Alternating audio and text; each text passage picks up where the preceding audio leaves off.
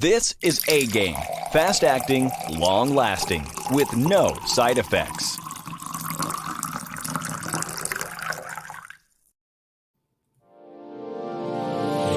Hey all my Crimsonites, and welcome to the Crimson Cure channel, where we embrace our femininity, increase our womanly values, and celebrate our brothers. So join me on our feminine journey to learn, heal, and grow.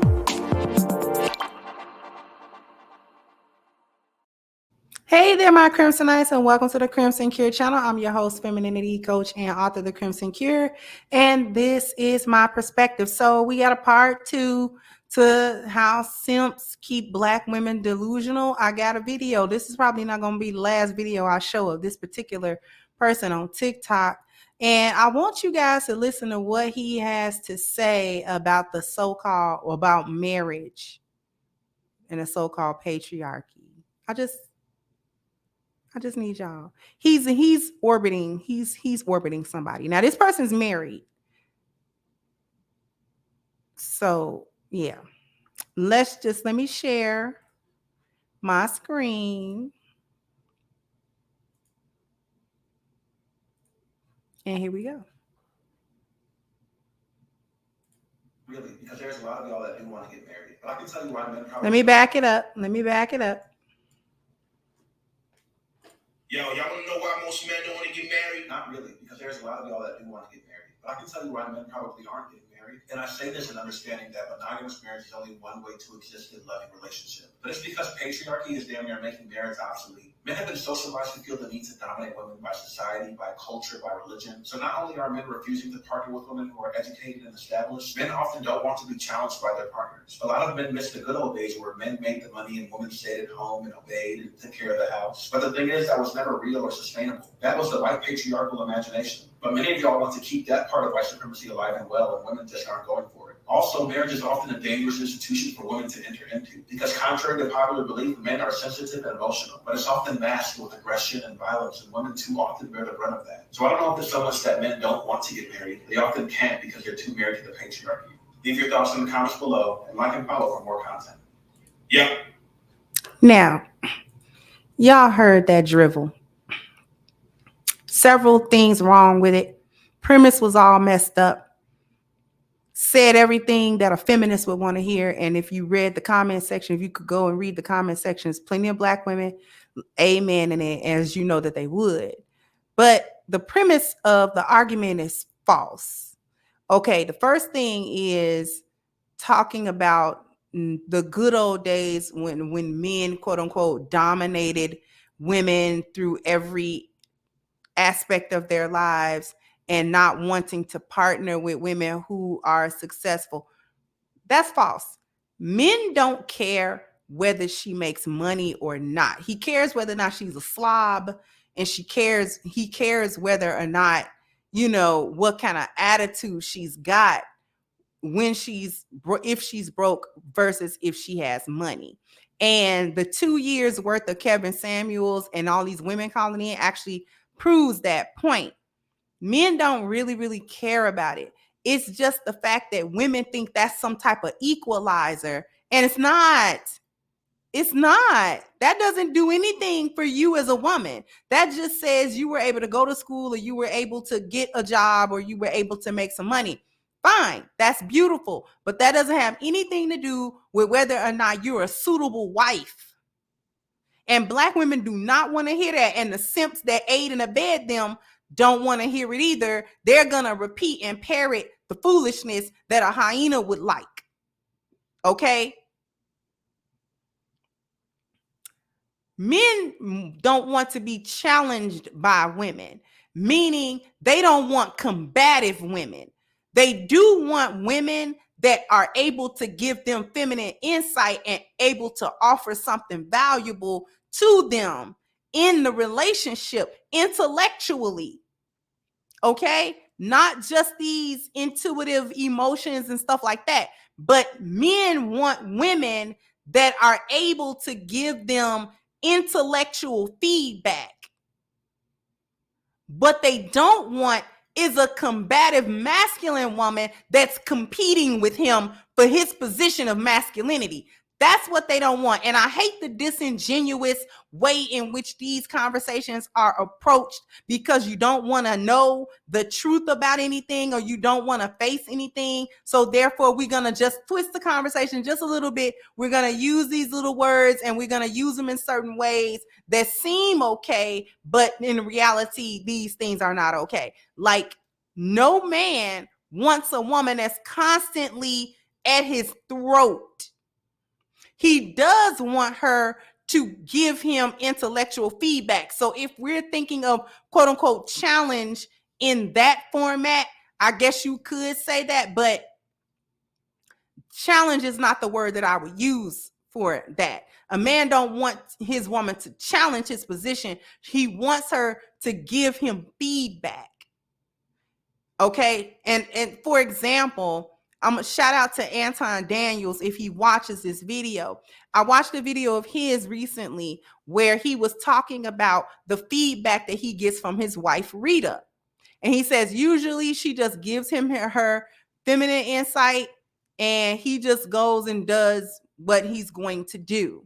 Okay. She's giving her insight. That's it. She's not trying to make decisions for him. But in a particular instance he described, even though she was still not trying to make a decision for him, she said she was a little bit more assertive about her insight and saying, listen, no, I understand what you're doing, but when you do this from this business perspective and what's going on, it's gonna have a different outcome than what you're thinking. And he said when he took Mushura, when he took counseling from other people as well, he was like, even though they don't really take sides, they understood what Rita was saying, and then their counsel was the same as hers. He went and did that counsel and said that whatever he was doing in business or whatever worked out perfectly. Had he taken another counsel, or had he done what he thought was okay without counsel, it probably would have ended up a different way. So in that way, Rita wasn't challenging Anton, but what she was doing was giving him her intellectual feedback. And so many people misconstrue women being feminine with women being doormats and dummies and stupid. And it's so offensive. It's so offensive to say that when women want to be feminine, when Black women want to be feminine, then we've got to have all of these negative things attached to that concept. That we're going to be sitting around, scared to breathe, scared to look. Ain't nobody doing nothing. These men, Black men, are not mister. This is giving into this color purple fantasy stuff, the color purple syndrome. Going beyond that, the other false foundation of this argument was that Black men have never actually wanted to subject their women, and they've never done so, especially in this country. Black men have not had the luxury of their women, by and large, just not working at all. That is a white man's thing. Black women have always worked in this country. Okay, let's get that understanding. Big Mama was working. It's only when Big Mama got older, okay, Big Daddy probably got to a point where he could sustain the household without her supplemental income, and then he sat her down. But most of the time, especially the older generations, Mama was working. Okay, Big Mama had a job.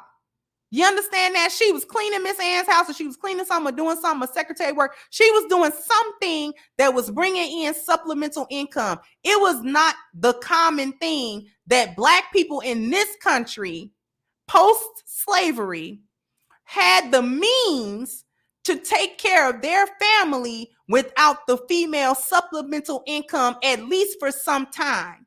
The difference is that our big mamas, like my big mamas, not these 20-year-olds big mamas, they big mamas my age and they stupid. But my big mamas, okay, did outside external work and still knew how to come home and be a wife. She still knew how to come home and raise her kids. She still knew how to come home and be that man's helpmeet. She still understood that role. She understood that even though I'm outside, it wasn't no dusty talk. It wasn't no, I got to build this man. No, she understood that, listen, we both are having it tough. And I can't just send him out there or we won't survive. So my income is probably not as much as his, but it does supplement. We're making ends meet. And there were instances of our men being able to come from above that impoverished state to a point where he could take care of Big Mama and the kids, and he sat Big Mama down. Big Mama didn't have to go out there and do whatever she was doing for work. You can come home and you can just take care of the kids. And she gladly did that because that alleviated the outside pressure from her back. She didn't have to worry about going out, doing this, doing that. She could just focus on her life and her kids and her husband. And she didn't have to go outside to bring in no income or nothing like that. But for the most part, Black women have always worked. It's just that y'all newfangled Black women don't know how to be women. That's the problem. You think that Black men have had some type of jurisdiction over you in that fashion, and they have not. That's why Black men don't care right now whether you work or not. I have not really ran into too many Black men that was like, I don't want you to work. Or I don't want you to do for the purposes of control. I just want to control everything. So I need you subjugated, and I need you stupid, and I need you. I've not ran into too much of that. Very rare. And these men, the men that have that type of thinking, okay? So Black men have not had that. So that premise is actually false. The other false premise was that women, that marriage is dangerous for women, that men are gonna beat you. The men are gonna beat you. The men are dangerous.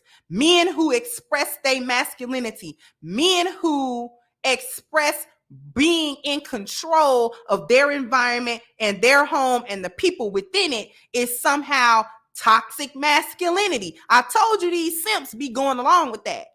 That other masculine men, masculine Black men, that masculinity is toxic.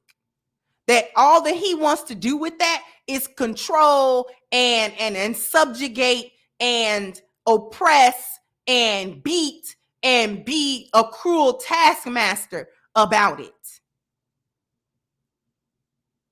That is a white woman's problem. That's her complaint. Black women have never had that complaint because Black men, by and large, don't do that.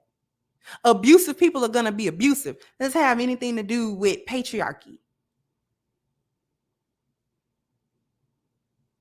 Abusive people are abusive under patriarchies, matriarchies, feminists, gynocracies, all kinds of stuff, because abusive people are abusive. If you give them a leeway and a lane to do that, they're going to do that.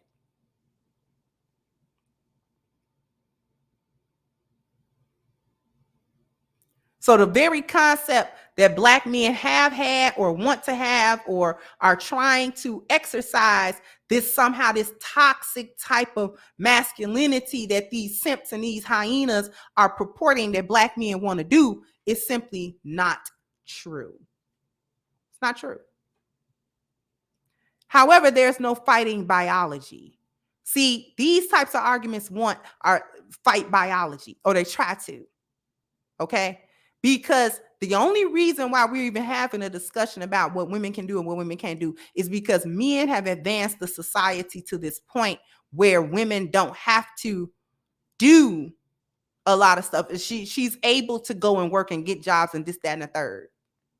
If all of this came tumbling down today and we went back to less technology or no technology, or the grid go down and all of this stuff go down, women will understand intrinsically that they are not men, that they are not called to do the things that men do and should not be expected to do so. They will understand that immediately.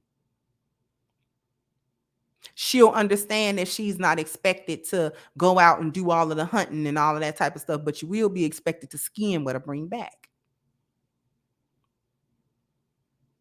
See, our foremothers understood the work. They understood that even though their role was different from their husband's role and it wasn't the same thing, it was just as necessary, so they weren't complaining about it. They wasn't somewhere trying to be men. They understood how to be women, and they took pride in being women. Now we got all this foolishness. Men don't want to get married because it's risk involved for them, but that's ignored under a gynocracy. Anyway, before we sign off, I want to draw everyone's attention to the description box because I would like everyone to sign and to share the petition that we have against Black Lives Matter organization for their misappropriation of donated funds. Sound off in the comment section. Let me know what you think about this topic. Like, share, subscribe to the channel if you have not. And once again, I'm your host of Crimson Cure, and this was my perspective. Bye-bye, Crimsonites. Hey guys, please like, share, and subscribe to the channel and hit the notification bell. And if you've got more to say on the topic, leave a comment down below. Also, don't forget to support our sponsor who so graciously supports this channel by clicking the description box and the link for A-Game at agameherbal.com. You can go ahead and get a 10% discount off of your next purchase using the code Kendra10.